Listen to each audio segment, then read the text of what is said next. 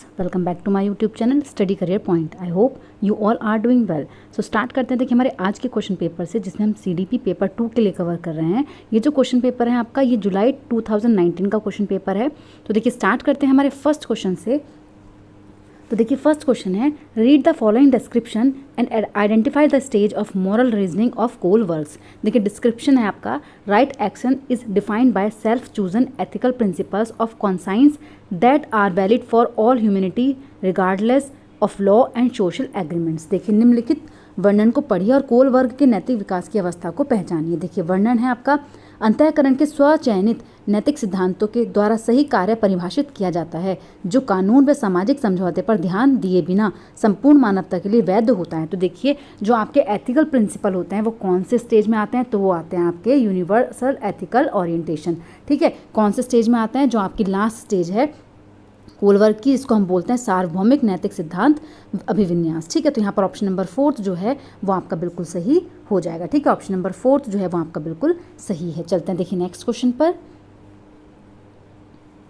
देखिए नेक्स्ट है, निम्नलिखित में से कौन सा मूर्त क्रियात्मक अवस्था के प्रमुख कौशलों में से एक है। देखिए one of the major accomplishment of concrete operational stage is. तो देखिए कौन सा जो है वो मूर्त क्रियात्मक अवस्था के प्रमुख कौशलों में से है। तो देखिए animistic thinking, ability to conserve, hypothetico deductive reasoning या फिर सेकेंडरी सर्कुलर रिएक्शन। तो देखिए सजीवात्मक चिंतन, सुरक्षित रखने की योग्यता, परिकल्पित निगनात्मक तर्क या फिर द्वितीयक वर्तुल प्रतिक्रियाएं। तो देखिए यहाँ पर जो आपका राइट आंसर है वो क्या होगा, तो यहाँ पर देखिए जो मूर्त सक्रियात्मक अवस्था होती है उसमें आपका क्या आ जाता है, एबिलिटी टू कंजर्व। ठीक है, क्या आ जाता है आपका CCS आपका आ जाता है, कंजर्वेशन, क्लासिफिकेशन और सीरिएशन। ठीक है, तो यहाँ पर ऑप्शन नंबर 2 जो होगा वो आपका बिल्कुल सही हो जाएगा, सुरक्षित रखने की योग्यता। देखिए जो एनिमिस्टिक थिंकिंग होती है, यहाँ पर जो आपकी एनिमिस्टिक थिंकिंग है वो कब आती है, तो वो आती है आपके प्री ऑपरेशनल स्टेज में। ठीक है, किस में आती है, आपकी प्री ऑपरेशनल स्टेज में।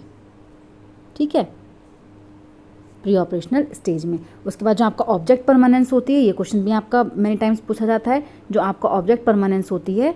ठीक है, ऑब्जेक्ट परमानेंस तो वो आपकी कौन सी स्टेज में आती है, तो वो आ जाती है आपकी सेंसरी मोटर स्टेज में। कौन सी में आती है, वो आपकी आती है सेंसरी मोटर स्टेज में। ठीक है, जो आपकी स्टार्टिंग की होती है। ठीक है, सेंसरी मोटर स्टेज। चलते हैं देखिए नेक्स्ट क्वेश्चन पर। देखिए नेक्स्ट है, जीन पियाजे व ले बाइगॉत्स्की जैसे संरचनावादी अधिगम को किस रूप में देखते हैं। देखिए कंस्ट्रक्टिविस्ट सच एज जीन पियाजे and Lev Vygotsky view learning as, देखिए acquisition of skill, conditioning of response, passive repetitive process या फिर process of meaning making by active engagement. तो देखिए जीन पियाजे और ले बाइगॉत्स्की के अकॉर्डिंग जो बच्चा है वो क्या होता है, सक्रिय वियोजन से अर्थ निर्माण की प्रक्रिया क्या होता है आपका, process of meaning making by active engagement. देखिए जो बच्चा है वो सबसे ज़्यादा किस चीज़ से सीखता है, तो वो उसकी एक्टिव इंगेजमेंट से सीखता है। ठीक है, तो यहाँ पर दोनों का मानना क्या था कि जो अधिगम है वो किस तरीके का होना चाहिए, मीनिंग मेकिंग होना चाहिए। ठीक है, तो यहाँ पर ऑप्शन नंबर 4 जो है वो आपका बिल्कुल सही है। चलते हैं देखिए नेक्स्ट क्वेश्चन पर। देखिए नेक्स्ट है, selecting and presenting stories and clipping for newspapers that portray both men and women in non-traditional roles in an effective strategy to। देखिए समाचार पत्रों से कहानियों व कतरनों का चयन करना व प्रस्तुत करना जो पुरुष और महिलाओं दोनों को गैर परंपरागत भूमिकाओं में चित्रित करते हैं, निम्नलिखित में से किसके लिए एक प्रभावी रणनीति है। तो देखिए किस चीज़ के लिए प्रभावी रणनीति होगी, तो वो है आपका ऑप्शन नंबर 4। देखिए लैंगिक जेंडर रूढ़ियों का सम्मान करने के लिए। ठीक है, क्या है, काउंटर जेंडर स्टीरियोटाइप। तो यहाँ पर ऑप्शन नंबर 4 जो है वो आपका बिल्कुल सही हो जाएगा। चलते हैं देखिए नेक्स्ट क्वेश्चन पर। देखिए नेक्स्ट क्वेश्चन है, which of the following play an important role in a child's socialization. देखिए निम्नलिखित में से कौन बच्चे के समाजीकरण में एक महत्वपूर्ण भूमिका अदा करता है। तो देखिए यहाँ पर मीडिया है, स्कूल है, फैमिली या फिर नेबरहुड्स। तो देखिए मीडिया, विद्यालय, परिवार या फिर पास पड़ोस। तो देखिए महत्वपूर्ण भूमिका जो सोशलाइजेशन में आपकी प्ले करता है तो वो कौन है, तो देखिए यहाँ पर जो आपका राइट आंसर हो जाएगा, तो यहाँ पर चारों ही ऑप्शन क्या हैं आपके बिल्कुल सही है। ठीक है, चारों ही ऑप्शन आपके यहाँ पर बिल्कुल सही है। तो यहाँ पर ऑप्शन नंबर 4 जो होगा वो आपका बिल्कुल सही हो जाएगा। चलते हैं देखिए नेक्स्ट क्वेश्चन पर।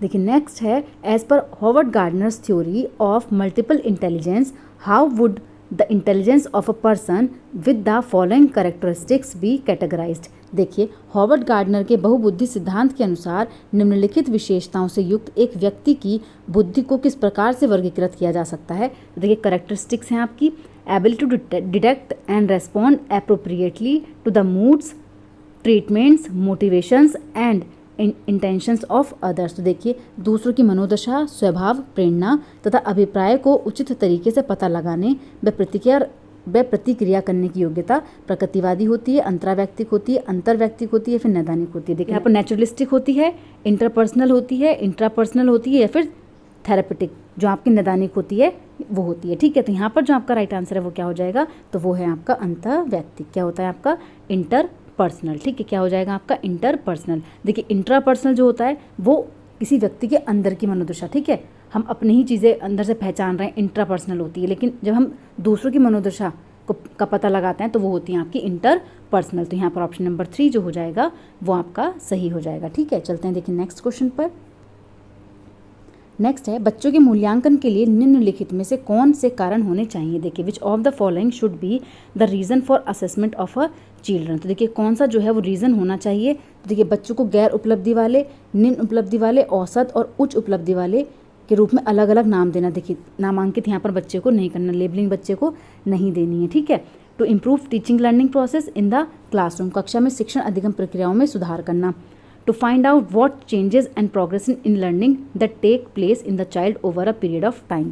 देखिए, समय के साथ बच्चों में होने वाले अधिगम परिवर्तनों और प्रगति के बारे में पता लगाना। तो देखिए, यहाँ पर ऑप्शन नंबर 3 जो होगा वो आपका बिल्कुल सही है। जो मूल्यांकन है वो किस कारण होना चाहिए, तो बच्चे की प्रगति का पता लगाने के लिए होना चाहिए। ठीक है, तो यहाँ पर आपका देखिए थर्ड भी आपका सही है। ठीक है, अब देखते हैं, to discuss the capabilities, potential, strength and challenging areas of the child with the parents. देखिए, बच्चों की क्षमताओं, संभावनाओं, सशक्त पक्षों व चुनौती पक्षों के बारे में माता पिता के साथ चर्चा करना। तो देखिए, यहाँ पर ऑप्शन नंबर 4 जो है वो भी आपका सही हो जाएगा। तो देखिए, यहाँ पर ऑप्शंस देखते हैं। देखिए आपके, देखिए यहाँ पर आपका फर्स्ट तो आपका गलत है बिल्कुल। ठीक है, सेकंड, थर्ड, फोर्थ आपके बिल्कुल सही हैं। तो यहाँ पर ऑप्शन नंबर 3 जो हो जाएगा वो आपका बिल्कुल सही हो जाएगा। ठीक है, सेकंड, थर्ड और फोर्थ आपके तीनों ही सही हैं, लेकिन फर्स्ट जो है जिसमें आपको नामांकित करना है वो आपका गलत हो जाएगा। चलते हैं देखिए नेक्स्ट क्वेश्चन पर। देखिए, नेक्स्ट है, which of the following is central to the concept of progressive education. देखिए, निम्नलिखित में से कौन सा प्रगतिशील कक्षा की अवधारणा के बारे में प्रमुख है। तो देखिए, text book centric learning, belief in the capabilities and potential of every child, standard instruction and assessment, intrinsic motivation and uniform assessment parameters. तो देखिए, यहाँ पर जो आपका राइट आंसर है वो क्या होगा, तो देखिए, प्रत्येक बच्चे की क्षमता एवं संभावना में विश्वास करना। ठीक है, क्या हो जाएगा आपका, belief in the capabilities and potential of every child. तो ऑप्शन नंबर 2 जो है वो यहाँ पर आपका बिल्कुल सही है। चलते हैं देखिए नेक्स्ट क्वेश्चन पर। देखिए, नेक्स्ट है, to understand individual differences in development it is important. देखिए, विकास में व्यक्तिगत विभिन्नता को समझने के लिए क्या महत्वपूर्ण है। तो देखिए, जब व्यक्तिगत विभिन्नता की बात आती है तो उसके लिए क्या चीज़ सबसे ज़्यादा इंपॉर्टेंट होती है, तो वो होती है to consider both inherited characteristics as well as environmental factors and their interplay. देखिए, वंशागत विशेषताओं के साथ साथ पर्यावरणीय कारकों और उनकी पारस्परिक क्रिया पर विचार करना। ठीक है, देखिए, वंशागत विशेषताओं पर विचार करना जो प्रत्येक व्यक्ति को जीवन में विशेष स्वाद देती है। देखिए, आपका यहाँ पर गलत होगा। पर्यावरणीय कारकों पर विचार करना जो लोगों को प्रभावित करती है, ये भी आपका गलत है। शरीर व दिमाग के परिपक्व पर विचार करना, ये भी आपका यहाँ पर गलत है। तो यहाँ ऑप्शन नंबर 4 जो है वो आपका बिल्कुल सही हो जाएगा। चलते हैं देखिए नेक्स्ट क्वेश्चन पर। नेक्स्ट है, निम्नलिखित में से कौन सा विकास का सिद्धांत नहीं है। देखिए, which of the following is not a principle of development. देखिए, कौन सा जो है वो डेवलपमेंट का प्रिंसिपल नहीं है। व्यक्ति अलग अलग गति से विकास करते हैं, बिल्कुल सही है। विकास तुलनात्मक रूप से क्रमिक होता है, रिलेटिवली ऑर्डरली होता है, बिल्कुल सही है। Development take place gradually over a period of time, ये भी आपका बिल्कुल सही है। विकास समय के साथ धीरे धीरे घटित होता है। ठीक है, विकास की सटीक गति प्रकृति जन्म से ही निर्धारित हो जाती है, तो ये आपका यहाँ पर गलत है। ठीक है, और नेगेटिव ही इन्होंने आपसे पूछा था, तो यहाँ पर ऑप्शन नंबर 4 जो हो जाएगा वो आपका बिल्कुल सही हो जाएगा। चलते हैं देखिए नेक्स्ट क्वेश्चन पर।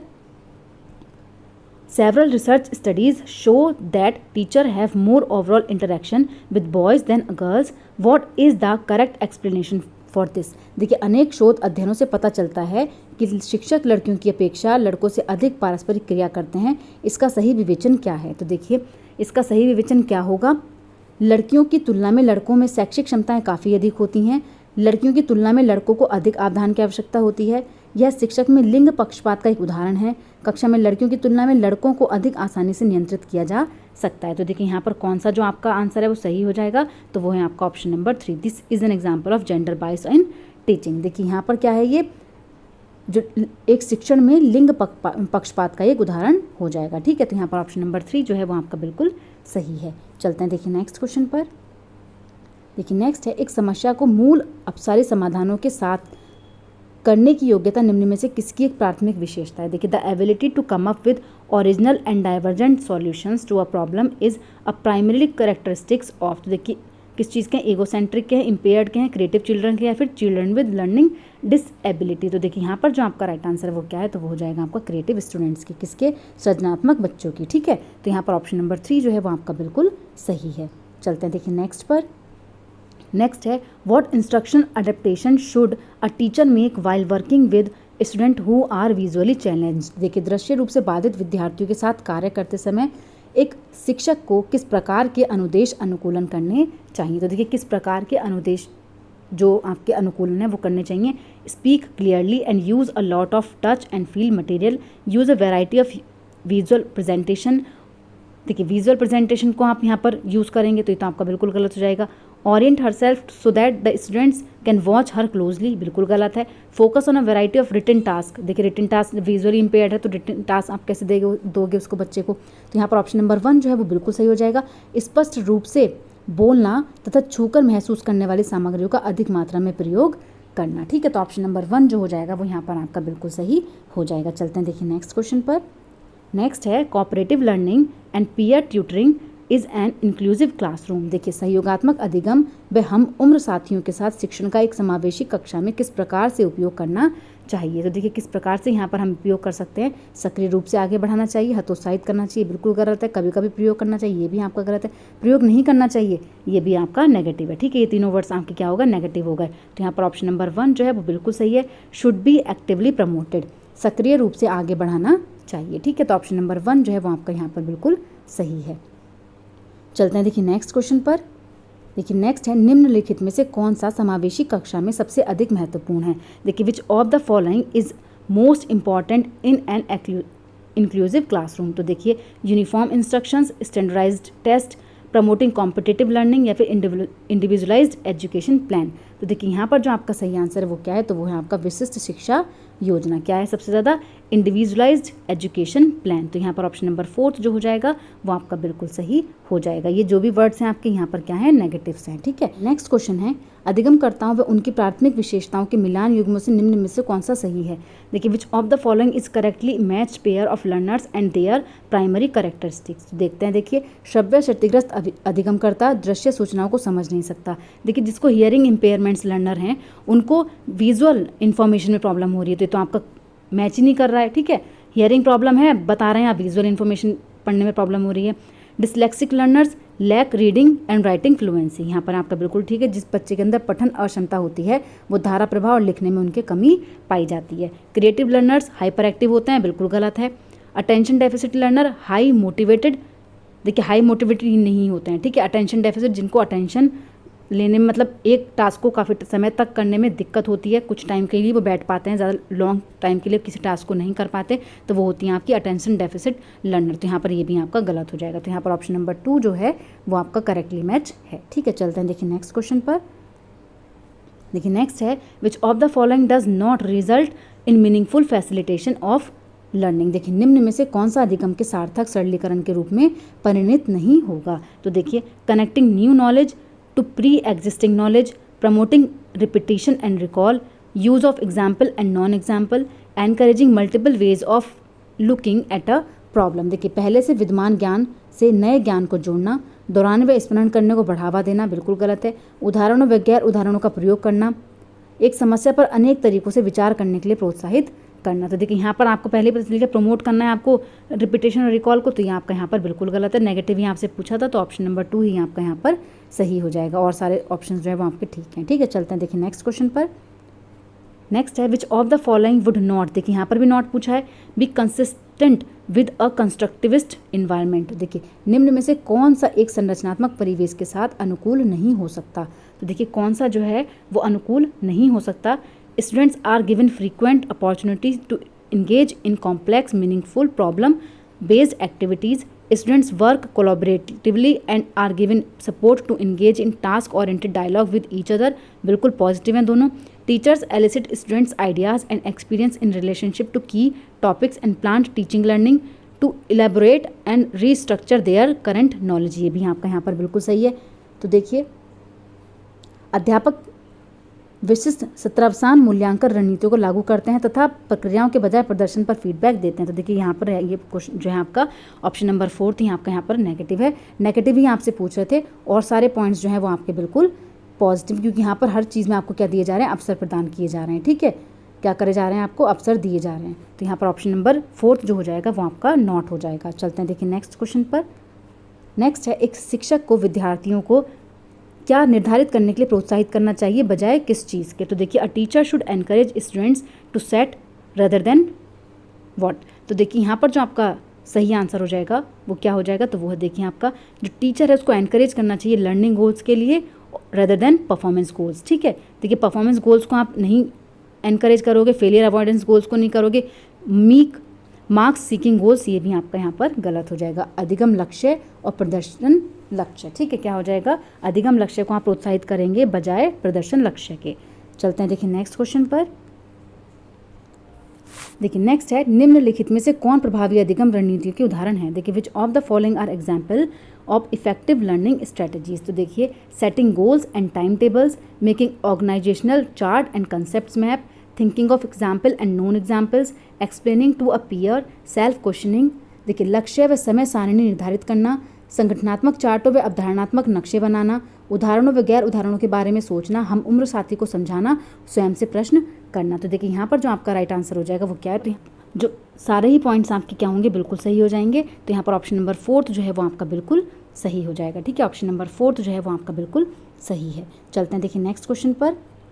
नेक्स्ट है which of these is an example of extrinsic motivation. देखिए इनमें से कौन सा बाह्य अभिप्रेरणा का एक उदाहरण है। तो देखिए एक्सट्रिंसिक मोटिवेशन कब आती है, जब बच्चे को प्राइज़ दिया जाता है। ठीक है, प्राइज़ के लिए बच्चा करता है, ग्रेड के लिए करता है। ठीक है, तो वहाँ पर आपका क्या होता है, एक्सट्रिंसिक मोटिवेशन। और जब बच्चा क्या करता है, इंटरेस्ट के साथ किसी चीज़ को करता है, तो वो क्या हो जाती है, वो आपकी इंट्रिंसिक मोटिवेशन हो जाती है। तो देखिए यहाँ पर क्या है, आई एन्जॉय। देखिए जहाँ पर भी एन्जॉयमेंट आता है वो आपका क्या होता है, वो इंट्रिंसिक होता है। ठीक है, तो यहाँ पर ये तो आपका होगा नहीं। I learn so much when I do my homework. देखिए मैं बहुत अधिक सीखती हूँ। देखिए जब बच्चा सीखने की बात करे तो भी क्या होगा, आपका इंट्रिंसिक मोटिवेशन होगा। Doing homework make me understand my concept better. देखिए बच्चा क्या कर रहा है, कंसेप्ट क्लियर करने के लिए यहाँ पर गृह कार्य कर रहा है, तो ये भी आपका इंट्रिंसिक का पार्ट होता है। तो यहाँ पर ऑप्शन नंबर 4 जो होगा वो आपका सही हो जाएगा। मैं अपना गृह कार्य पूरा करती हूँ क्योंकि शिक्षक प्रत्येक नियत कार्य के लिए हमें अंक देते हैं। देखिए मार्क्स के लिए यहाँ पर बच्चा कर रहा है, तो मार्क्स, ग्रेड, प्राइज़, इन सब के लिए अगर बच्चा कुछ करता है तो वो क्या होती है, आपकी एक्सट्रिंसिक मोटिवेशन होती है। तो यहाँ पर ऑप्शन नंबर 4 जो होगा वो आपका सही हो जाएगा। चलते हैं देखिए नेक्स्ट क्वेश्चन पर।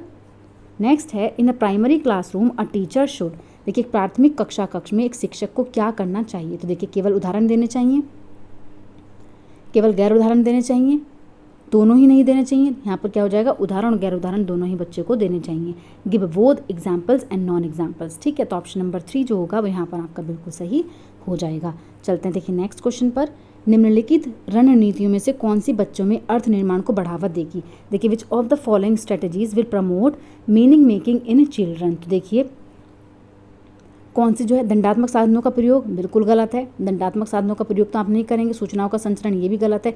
एक रूप मानकीकृत परीक्षण ये भी आपके गलत है। अन्वेषण और परिचर्चा, जहाँ पर भी बच्चे को डिस्कशन, एक्सप्लोरेशन बच्चे का हो रहा है, वहाँ पर क्या होगा, उसकी मीनिंग मेकिंग होगी। तो यहाँ पर ऑप्शन नंबर 1 जो है वो आपका सही हो जाएगा। चलते हैं देखिए नेक्स्ट क्वेश्चन पर।